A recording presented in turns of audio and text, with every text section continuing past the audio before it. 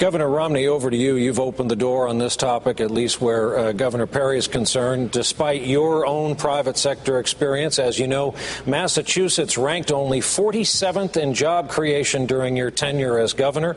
As for your private sector experience, as Governor Perry's strategist recently put it, consisted of being, quote, a buyout specialist. Your response to that? Well, not terribly accurate, at least with regards to the latter. And our state, I'm happy to take a look at the Massachusetts record, because when I came in as governor, we were in a real free fall. We were losing jobs every month. We had a budget that was way out of balance. So I came into office, we went to work as a team, and we were able to turn around the job losses. And at the end of 4 years, we had our unemployment rate down to 4.7%. That's a record I think the president would like to see. As a matter of fact, we created more jobs in Massachusetts than this president has created in the entire country. The policies that will get us working again as a nation are policies I understand having worked in the private sector. Look, if I'd spent my whole life in government, I would be running for president right now. My experience having started enterprises, having helped other enterprises grow and thrive, is what gives me the experience to put together a plan to help restructure the basis of America's economic foundation so we can create jobs again, good jobs, and compete with anyone in the world. This country has a bright future. Our president doesn't understand how the economy works. I do, because I've lived in it. Time, Governor. Let's get a little bit more specific. Bain Capital, the company you helped to form, among other things, often buys up companies, strips them down, gets them ready, resells them at a net job loss to American workers. You know, that might be how some people would like to characterize what we did, but in fact, we started businesses at Bain Capital, and when we acquired businesses, in each case we tried to make them bigger, make them more successful and grow. The idea that somehow you can strip things down and it makes them more valuable is not a real effective investment strategy. We tried to make these businesses more successful. By the way, they didn't all work. But when it was all said and done, we looked at the record we'd had during the years I was there, we added tens of thousands of jobs to the businesses we helped support. That experience, succeeding, failing, competing around the world, is what gives me the capacity to help get this economy going again. Time, I mentioned one more reference to being a career politician. Is it a disqualification to be in government all your career? It's a fine profession.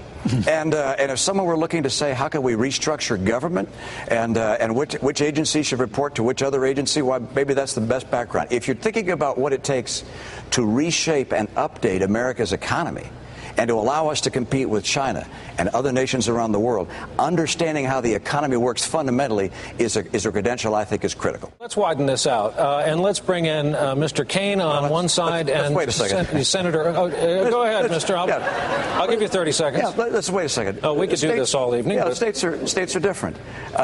Texas is a great state. Texas has zero income tax. Texas has a right-to-work state, a Republican legislature, a Republican Supreme Court. Texas has a lot of oil and gas in the ground. Those are wonderful things. But Governor Perry doesn't believe that he created those things. If he tried to say that, why, it'd be like Al Gore saying he invented the Internet. Look, the reality is there are differences. There are differences between states. I came into a state that was in real trouble. Huge budget gap, losing jobs every month. We turned it around. 3 out of 4 years, we had unemployment rate below the national average. We ended up with 4.7% unemployment rate. I'm proud of what we were able to do in a tough situation. Time, Governor Perry. I know back and forth, but Michael Dukakis created jobs 3 times faster than you did, Mitt. Well, as a matter of fact, George Bush and his predecessor created jobs at a faster rate than you did, Governor. That's not correct. Yeah, it is correct. Governor Romney leads to my question. I've heard you on this many times before. You said some things about the Massachusetts law worked, other things didn't work as well. Let's go to what Governor Perry mentioned, the individual mandate. The government saying that people have to buy health insurance. Was that one of the things that worked in Massachusetts? Let's step back and make sure I make something very clear from the very outset. I understand health care pretty darn well, having been through what I went through as a governor. And one thing I'd do on day one if I'm elected president is direct my Secretary of Health and Human Services to put out an executive order granting a waiver from Obamacare to all 50 states. It is bad law. It will not work, and I'll get that done in day one. Number two, what we face in our state is different than what other states faced. What we had is a lot of people who found that they could simply stop getting insurance, go to the hospital, and get free care paid for by other people. paid for by taxpayers. We were spending hundreds of millions of dollars in our state giving care to people who in some cases could afford to take care of themselves. And we said, you know what? You've either got to get insurance if you can afford it, or you're going to have to help pay the cost of providing that care to you. And that was the approach that we took. It's a model that lets other states still take a look at it. Some parts of it have been copied by the states, some haven't. One thing I know, and that is that what President Obama put in place is not going to work. It's massively expensive. In our state, our plan covered 8% of the people, the uninsured. His plan is taking over 100% of the people, and the American people don't like it and should vote it down. Thank you. Referring to Congresswoman Bachmann's promise to get gas, if she becomes president, to down to $2 a gallon. Do you agree that a president realistically can do anything about gas prices in the free market? Well, what the president can do is make sure that we stop sending about $500 billion a year outside our country, in many cases to nations that are not real friendly with ours, to buy energy from other people. We are an energy-rich nation, and we're living like an energy-poor nation. And that can't go on. So we've got to develop our oil, our gas, our coal resources, our clean coal, our nuclear power, and, of course, our renewable resources as well. If we develop those resources and we use our capacity to generate that energy in a wise way, we can have an impact on global energy prices. Can we get it down to $2? I'm not going to make that prediction. But I can tell you we can become energy secure, and we can create jobs right here in the United States by developing our own energy resources. And this president, blocking offshore drilling, stopping the capacity to build new coal plants, this president having held up nuclear plants and not developing the Marcellus shale gas and other shale oil around this country, he's just strangling America's economy. It's keeping Americans from working. He keeps talking about green jobs. Where are they? Let's have real jobs. We can have energy jobs. Let's get that done. And if I'm president, I'm making that happen on day one. Governor, let's be blunt.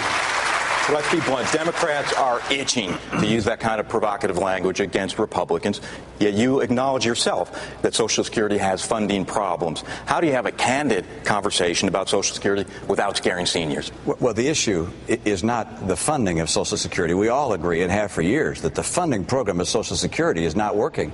And Congress has been raiding the dollars from Social Security to pay for annual government expenditures. That's wrong. The funding, however, is not the issue. The issue in the book Fed Up, Governor, is you say that by any measure, Social Security is a failure. You can't say that to tens of millions of Americans who live on Social Security and those who have lived on it. The governor says, look, states ought to be able to opt out of Social Security. Our nominee has to be someone who isn't committed to abolishing Social Security, but who's committed to saving Social Security. We have always had, at the heart of our party, a recognition that we want to care for those in need, and our seniors have the need of Social Security. I will make sure that we keep the program and we make it financially secure. We save Social Security, and under no circumstances would I ever say, by any measure, it's a failure. It is working for millions of Americans, and I'll keep it working for millions of Americans, and we've got to do that as a party. Governor Romney, you've been listening to this exchange. Who's got the better end of it? You know, I believe in parental rights and parental responsibility for our kids. My guess is that Governor Perry would like to do it a different way. Second time through, we've each taken a mulligan or two, and my guess is that that's something you'd probably do a little differently. Second time, he just said he'd rather do it through legislation next time through. And I recognize he wanted very badly to provide better health care to his kids and to prevent the spread of cancer. I agree with those who said he went about it in the wrong way, but I think his heart was in the right place. Right now, we have people who on this stage care very deeply about this country. We love America. America's in crisis. We have some differences between us, but we agree that this president's got to go. This president's a nice guy. He doesn't have a clue how to get this country working again.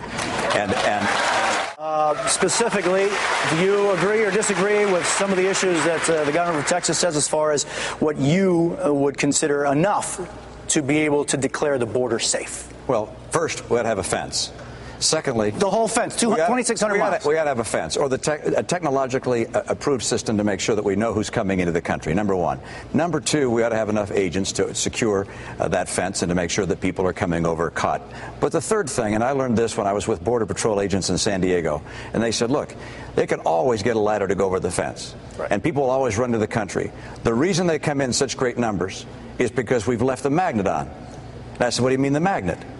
And they said when employers are willing to hire people who are here illegally, that's a magnet and it draws them in. And we wanted to talk about sanctuary cities, giving tuition breaks to the kids of illegal aliens, employers that knowingly hire people that are here illegally. Those things also have to be stopped. If we want to secure the border, we have to make sure we have a fence, technologically determining where people are, enough agents to oversee it, and turn off that magnet. We can't talk about amnesty. We cannot give amnesty to those who come here illegally. We got 4.7 million people waiting in line legally. Let's let those people come in first, and those that are here illegally, they shouldn't have a special deal. Starting with you, Governor Romney, are you a member of the Tea Party?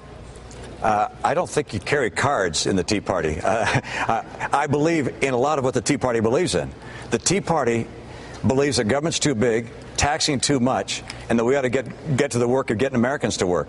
So I put together a plan with a whole series of points of how we can get America's economy going again. Tea Party people like that. So if the Tea Party is for keeping government small and spending down and helping us create jobs, then, hey, I'm for the Tea Party. Governor Romney, would you agree that there's a crisis of confidence in the United States right now? Oh, absolutely. People are convinced that we're going to go into another recession. I sure hope we don't. People are worried about whether they can make their bills at the end of the month. A lot of folks have stopped looking for work. People who have jobs are worried they might lose their job. Look, we have a crisis in confidence, in part because we have an absence of leadership. We selected as a president a guy who'd never worked in the private sector, a person who'd never been a leader, who'd never been able to get anything moving. And we said, let's let this guy run the country. And he's just over his head. And right now he's flailing about. We'll see his plan tomorrow. It'll be more like the plans in the past. We need to have an individual lead this country who not only loves America, but has the experience to get us back on track of being competitive globally. That's what I put together. I want to make it very clear. I put together an outline of what it takes to get America back on the right track. It's a whole series of changes that have to occur, from energy policy to tax policy, regulatory policy. It changes our trade policies. We've got to change the way we're structured economically if we want to get people back to work in this country and keep America, as we've always been, this extraordinary job machine. We can be the best place in the world to be in the middle class again, with jobs plentiful for our kids and for each one of us that are looking for those jobs today.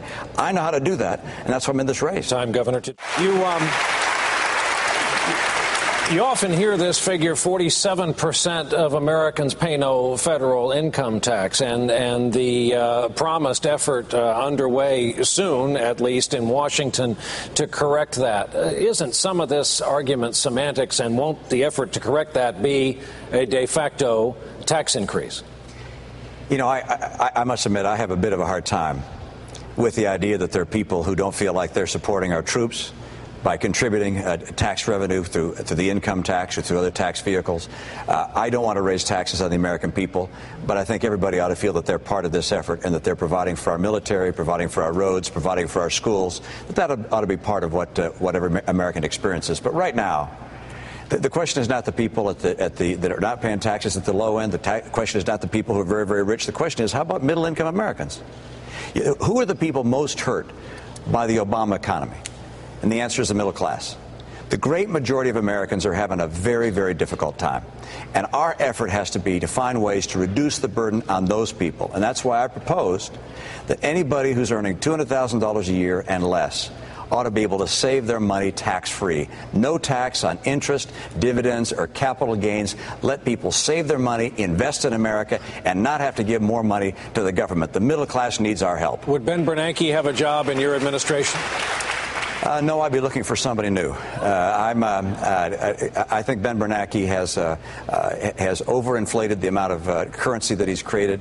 QE2 did not work. It did not get Americans back to work. It did not get the economy going again. We're still seeing declining numbers in prior quarter estimates as to what the growth would be. We're growing now at 1 to 1.5%.